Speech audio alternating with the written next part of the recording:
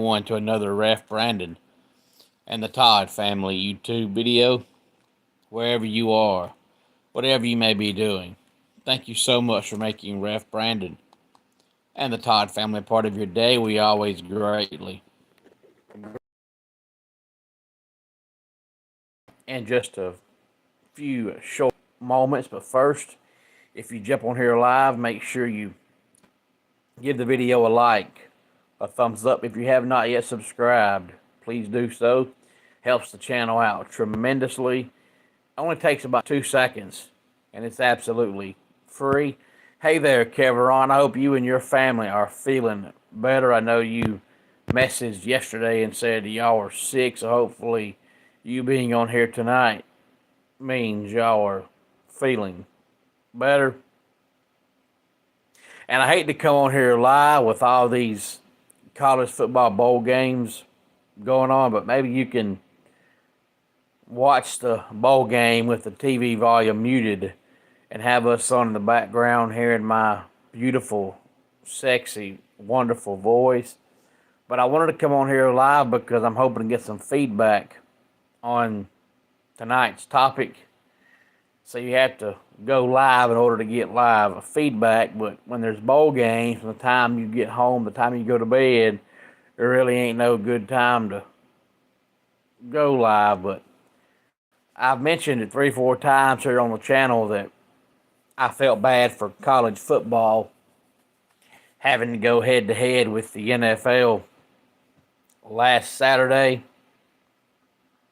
So I wanted to give you the TV numbers on exactly how bad the TV ratings were for college compared to the NFL. But first, let's talk about some of the NFL games this weekend, because this is the next to the last week of the regular season. So some things could be decided this weekend, but it's a light slate for the NFL because they had 2 games Wednesday.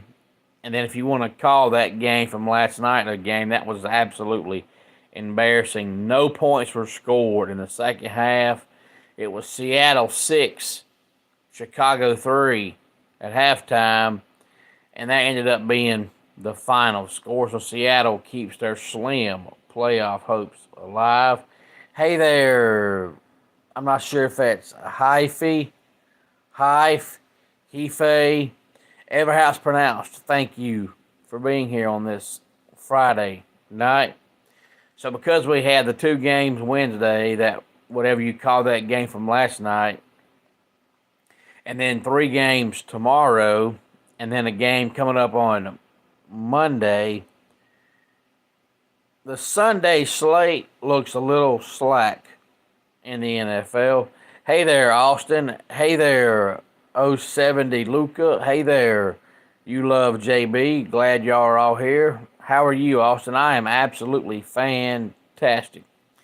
So for tomorrow, 1 o'clock, we have the Chargers and the Patriots. 4:30, we have the Broncos and the Bengals.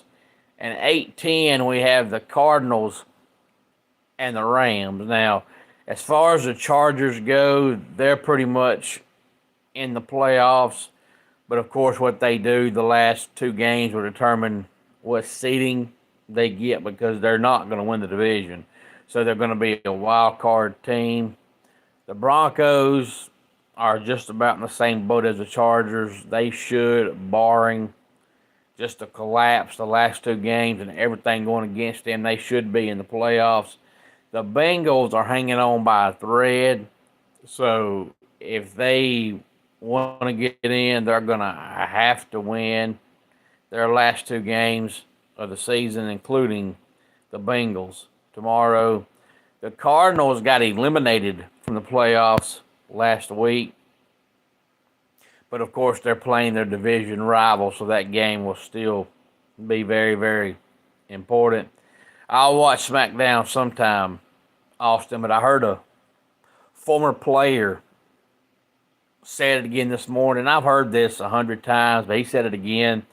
And he was talking about, the Raiders, because the Raiders look like they might have the number one overall draft pick in the NFL draft going into last weekend, and then they went out there and won last weekend. They had no business winning that game no business as far as, it did them no good to win that game. They're not making the wild card. They're not making the playoffs. They weren't 0-15 heading into the game. So, to win the game meant nothing.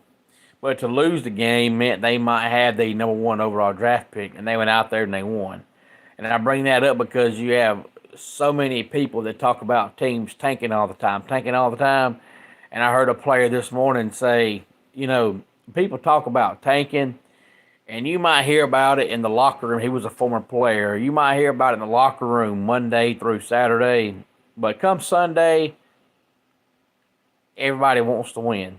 And I've heard that, over the years, because anybody that's ever played a sport knows that's why you play. I've never personally been around one person that I knew, whether it was football, baseball, basketball, whatever it was, that on game day would say, man, I hope we lose today. When you play and you compete, you go out there and you win the game or try your dangest to win the game. That's just another one of those things that, as fans, you talk about them, but in reality, they're not so true. And the Raiders just proved that last week because they hurt themselves by winning that game, but they didn't care. They knew there was a game going on, and they wanted to win it, and they won it. So they went from having the number one overall draft pick to right now I think they're sitting sixth because it was their third win, and there's 4 or 5 teams that have 3 wins. And Austin, you said, did they cheat? I'm not sure who you're asking me about, but those are the 3 games tomorrow. And then coming up on Sunday at the 1 o'clock window, we have the Colts and the Giants. The Colts still have a slim playoff shot, but several things have to go their way, and of course they have to win. We also have the Jets and the Bills, the Titans and the Jaguars, the Derek Carr Bowl with the Raiders going up against the Saints, the Panthers and the Bucks, and the Cowboys and the Eagles. Now the Panthers, if you've watched them, they've definitely shown improvement from last year. They have definitely gotten better. Not only do they have 4 wins, which is improvement, but they've been right there neck and neck with a couple other teams, and that wasn't the same as last year. Last year they weren't just getting beat, they were getting destroyed. And this year, the past about 6 weeks, even the games the Panthers lose, they've been right there. They took the Eagles down to the wire. The Cowboys announced that CeeDee Lamb will miss the final 2 games of the regular season. It looks like Mike McCarthy will return as the Cowboys coach next year. I'm personally not sold on that. The Eagles, Jalen Hurts got a concussion last week. Will he play Sunday? I don't know. The backup is Kenny Pickett, who got hurt last week, but he claims he's good to go. And of course, the Bucks are in a dead heat tie with the Falcons atop that division. I'll talk about that in a couple of minutes. Let me finish talking about the games. 4 o'clock Sunday, we have the Dolphins and the Browns. 4:25, the Packers and the Vikings. And then 8:20 Sunday night, the Falcons and the Commanders. And then Monday Night Football is the Lions and the 49ers. But the Bucks and the Falcons are both 8-7. But the Falcons on the tiebreaker because they beat them both times this season. So if they finish tied, the Falcons win the division. But the Falcons definitely have a tougher game on Sunday because they're playing the Commanders and the Bucks are playing the Panthers. So the Bucks better win in that early 1 o'clock game on Sunday, because if they lose, they can sit back and watch the Commanders and the Falcons, and they pretty much will know their fate heading into the final week of the regular season, depending on what they do and what the Falcons do. Because since the Falcons on the tiebreaker, if the Bucks lose to the Panthers and the Falcons win Sunday night, that puts the Falcons at 9-7, and the Bucks will be at 8-8, and the Falcons on the tiebreaker. So if the Bucks lose Sunday and the Falcons win the division. No, Austin, I'm talking NFL football right now. But if the Bucks win and the Falcons lose, it'll come down to the final weekend. If the Bucks win and the Falcons win, it'll come down to the final weekend. If they both lose, it'll come down to the final weekend.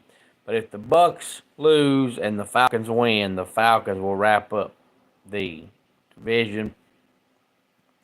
But I don't expect the Falcons win. Maybe I'm wrong, but the Commanders are really good, and I just don't think the Falcons will beat them. But as long as the Bucks lose, the Falcons are still right there with the shot. But as far as the TV numbers go, I'd said that, it wasn't going to be close. And if you're a college football fan and you convince yourself it's going to be close, you're going to look stupid, because it's not. Now you've got NBA people in an uproar because the NFL decided that they were going to take over Christmas Day, and I don't know what the final ratings were for Christmas Day, but last I saw them, the NBA was right at 5.5, 6 million viewers Christmas Day, and the NFL was at like 25 million, so it was not close. And now you got the NBA folks, including LeBron James, saying, NFL, this is our day. It may have been your day traditionally. It may have been your day in the past. But if the NFL is on, it's not your day anymore. Any day the NFL decides to be on, they're going to dominate the TV ratings. If you think otherwise, you're making yourself look stupid, because it's not going to be close. It's never going to be close. College football was having playoff games last weekend compared to the NFL regular season, and the NFL regular season absolutely dominated. If the NBA decided, hey, okay, the NFL takes Christmas Day, we'll go to Christmas Eve, and they go to Christmas Eve, if the NFL comes right back and says, you know what, you want Christmas Eve? We want Christmas Eve. They'll take over again. You have to look. PGA, if you're a golf fan, they pretty much finish up with all their major events by September, because they know once the NFL kicks off, they're not going to compete. So the PGA Tour pretty much does all their main events, their main tours, their big-time events early in the season, because they know, even if you're a huge Masters fan, if the Masters was in October instead of April, it wouldn't hold a candle to the NFL. And I'm not saying that you can't like golf, and I'm not saying you can't like college football. And you can say all day long that you like college football better than the NFL, and that's fine. But you are in the minority, and it's not close. Now, I'll talk about Friday night and Saturday night in a second, because the Friday night game and the Saturday night game were on by themselves as far as competing with the NFL. There was no NFL game on a Friday night or Saturday night. They were on Saturday afternoon. So you have to compare the numbers with the two games on at the same time. Saturday, the early time slot, we had SMU and Penn State, and we had the Texans and the Chiefs. SMU Penn State drew 6.4 million viewers. Meanwhile, the Houston Texans and the Kansas City Chiefs drew 15.5 million viewers. So the Texans and the Chiefs had more than double SMU. Penn State. The 4 o'clock Eastern window Saturday was a little bit closer. Clemson versus Texas was 8.4 million, and the Ravens and the Steelers was 15.4 million. So the Ravens and Steelers pretty much had the same viewership as the Texans and the Chiefs. So almost every single person that watched the Texans and the Chiefs watched the Ravens and the Steelers. But Clemson and Texas had 8.4 million. So it had 2 million more viewers than SMU and Penn State. So it wasn't quite double for the Ravens and Steelers, but it was still 7 million more viewers for the NFL game. And then Friday night, the Indiana Notre Dame game stood alone, averaged 13.4 million. And then Saturday night, the Tennessee Ohio State game had the best ratings of the weekend for college football with 14.3 million, but it was still a little bit more than 1 million less viewers than the NFL. So even when there's not the NFL game on, the NFL still draws more viewers than college, which tells you that there are a lot of NFL fans that do not watch college football at all, because even when there wasn't an NFL game on, the college football game Saturday night still didn't have the ratings of an NFL game.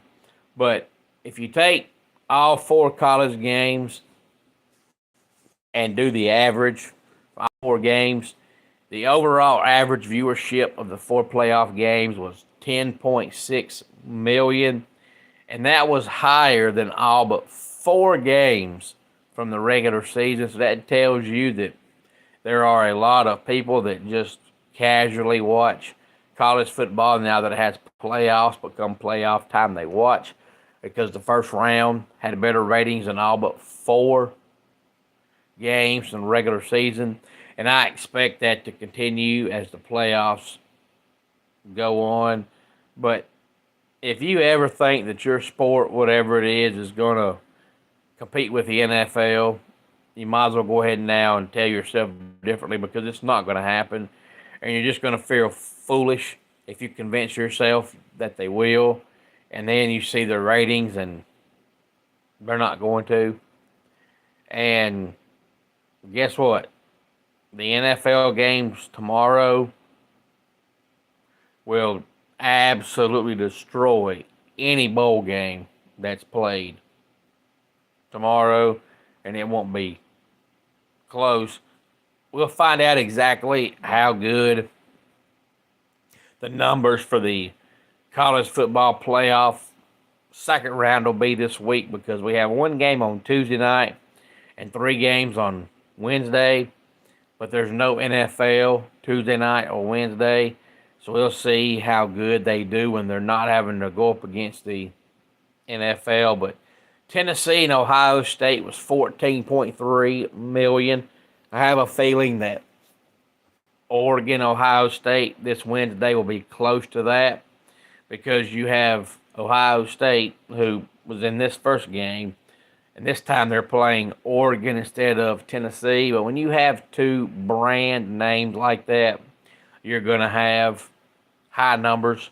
So I expect Ohio State, Oregon to probably have just about the same ratings, if not a little bit better than Ohio State, Tennessee. But I want to see if Ohio State and Oregon can come close to what the Ravens and the Steelers or the Chiefs and Texans drew this past Saturday, since it's 2 large market brand teams and they're on New Year's Day. Most people don't have to work, and there's no NFL to compete with it.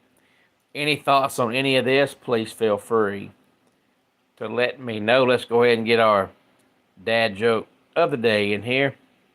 Respect people who wear glasses. They paid money to see you. And that does it for today's Ref Brandon and the Todd Family YouTube video.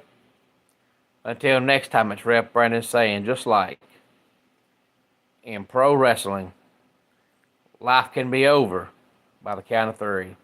Tell your friends and family how much you love them.